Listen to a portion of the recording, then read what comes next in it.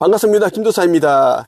오늘은 조선시대 남사고 선생이 지구 멸망에 대한 기록한 책 격암유록에 나오는 내용 가운데 여기에 담겨 있는 말, 천마, 신마 이것이 무엇인지에 대해서 한번 알려드리고자 영상을 찍게 되었습니다. 격암유록은 말이라고 이렇게 표현을 했는데 지금 이 시대 용어로는 우주선이다, UFO다 라고 보는 게 정확합니다. 그 당시에는 UFO라는 게 몰랐고 굉장히 이 시대에 비하면은 무지했기 때문에 그렇게 하늘을 나는 말이다 그렇게 썼다.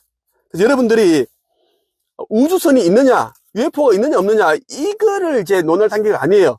UFO 당연히 있고, 나는 매일 UFO를 보고 있습니다. 내 앞에 접시 모양이 그때 지나갑니다. 내한테 보여주려고. 은하연합에 천군들이 나한테 계속 보여주고 있습니다. 나를 지키고 있고 보호하고 있고, 또 나의 수업을 듣는 사람들, 영적 성장 수업, 내면 성장 수업, 그리고 책쓰기 수업 듣는 사람들은 한 명도 빠짐없이 전부 다 UFO를 보고 있고 매일 보고 있습니다. 한책 카페 오시면 제자들이 UFO 사진을 찍어 놓은 것들을 다 볼 수 있어요.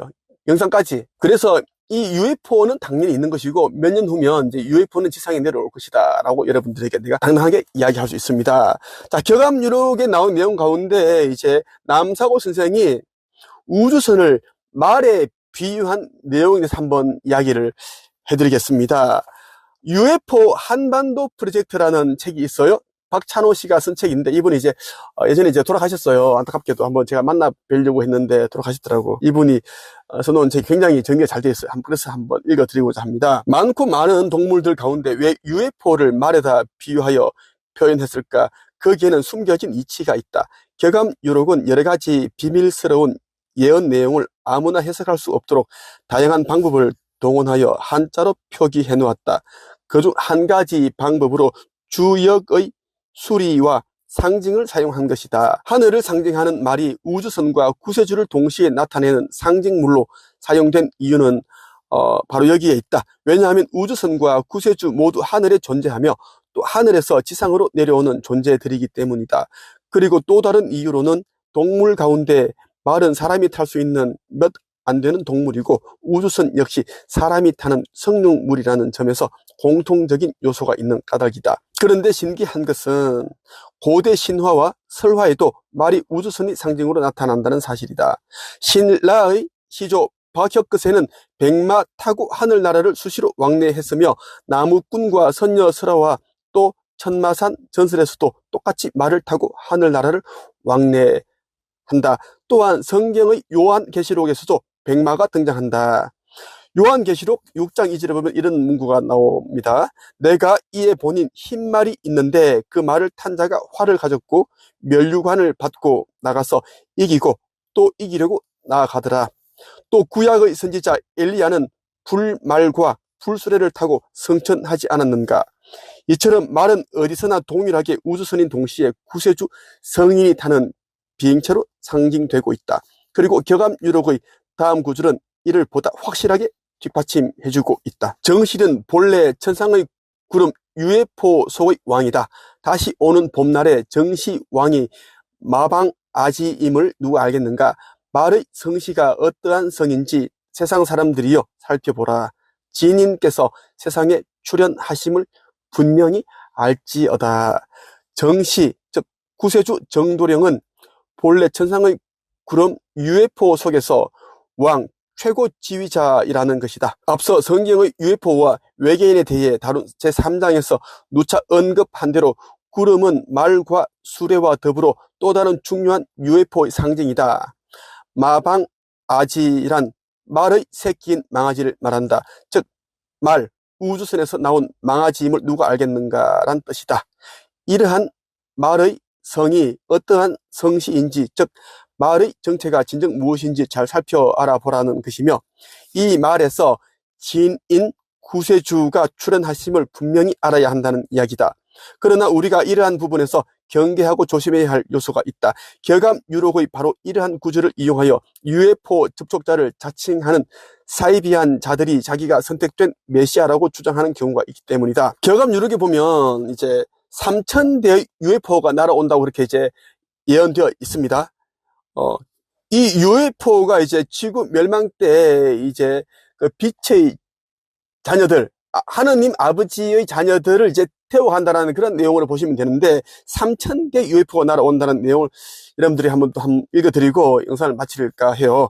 하늘에서 날아와 떨어지는 불에 인간이 타 죽으니 십리에 한 사람도 찾아보기가 어렵다. 10집 내에 한 사람도 없으며 한 경 내에도 역시 한 사람도 볼 수 없다. 이 존사로 운을 얻어 메시아 정도령께서 재생에 오심을 알지어다. 백마공자께서 하늘의 운을 얻었으니 백마장이 그 이름인가? 백마를 탄 사람의 뒤를 따르는 자들은 선구한 선녀들로 구성된 하늘의 군대이다. 현재 내가 하는 영적인 수업, 책쓰기 수업을 들은 사람들은 천군의 UFO를 보고 있습니다. 그 이야기를 하고 있다라는 거. 선구한 선녀들로 구성된 하늘의 군대. 스스로 하늘에서 날아오는 철마 3,000대에는 새와 같은 옷과 새와 같은 관을 쓴 천군들이 타고 동서로 달린다. 하늘에서 떨어지는 불로 산에 새가 날아오는 것이 끊기고 만 가지 길에도 사람의 흔적이 사라졌구나. 탄식하노니 만산에 겨우 1명의 남자요, 슬프게도 천산에 겨우 9명의 여자로다. 머리가 작고 다리가 없는 것처럼 생긴 하늘에서 날아와 떨어지는 불로 1,000명의 조상 가운데 단 1명의 자손이 살아남는 최악의 슬픈 운이로다. 엄하고 독한 괴이한 기운의 사람들이 중병에 걸려 죽어나가 통곡 소리가 가득하니 가히 말세로구나. 이 대목은 핵전쟁으로 인한 말세의 극단적이고도 비참한 상황을 표현한 것이다. 하늘에서 날아와 떨어지는 불은 다름 아닌 핵폭탄 미사일을 의미한다. 핵전쟁으로 지상이 완전히 초토화되어 인적조차 찾아보기 힘든 상황에서 메시아 정도령인 백마공자가 탑승한 백마와 이를 따르는 3,000대의 철마가 하늘에서 날아온다고 하였다. 이 부분이 바로 격암유록의 가장 핵심적인 내용이라고 볼 수 있다. 여기서 백마공자란 UFO 군단의 중심 모선을 뜻한다. 백마에 탑승한 귀한 신분이 높으신 존재라는 뜻이므로 모든 우주선들을 총지휘하는 UFO 천사 군단의 총사령관 겸 우주성자를 지칭한다.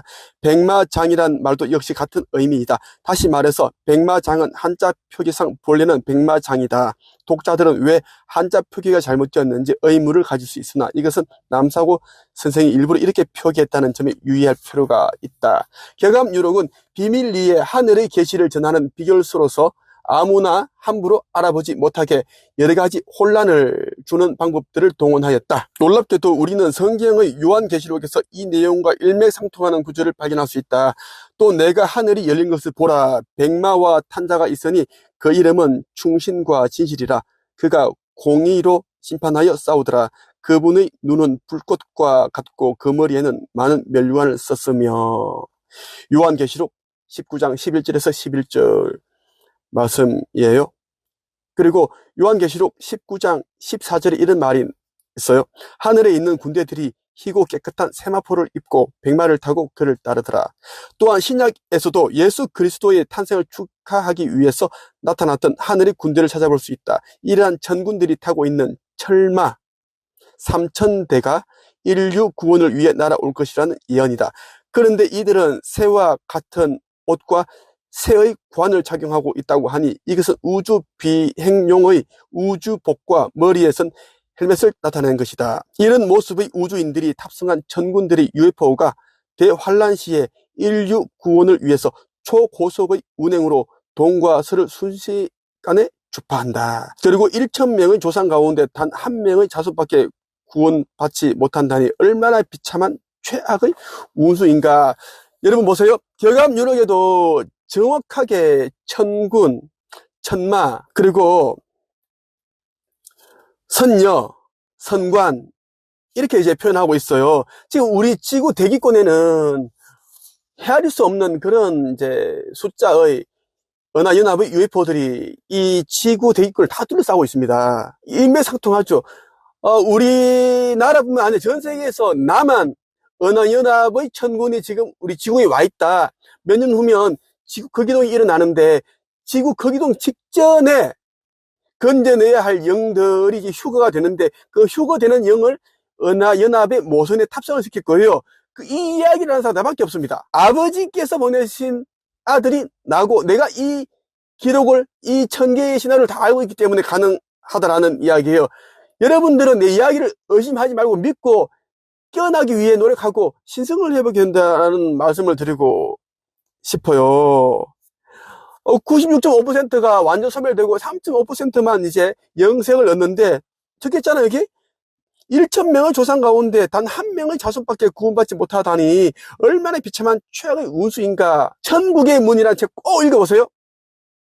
천국의 문을 읽어보면 여러분들이 96.5%가 신성을 회복하지 못하여 상승의 그날에 지구 멸대 완전 소멸된다. 그러니까 먼저 죽은 자들, 사후세계에 있는 자들이 영과 같이 영혼이 블랙홀로 빨리 들어가서 무로 흩어진다. 없을 무, 원소 형태로 사라진다라는 거예요. 꼭 여러분들이 기억을 하셔야 되고, 그리고 슈카이브가 쓴 이 책 꼭 읽어보세요. 인생의 기적을 창조하는 상상의 힘을 읽으면 깨어날 수 있습니다. 그리고 이러한 책들을 읽고 나서 대낮이건 밤이건 하늘을 바라보면서 은하연음의 천마, 천군들을 보고 싶다, 우주선을 보고 싶다 기도를 하면은 보여줍니다. 오늘 여기까지입니다.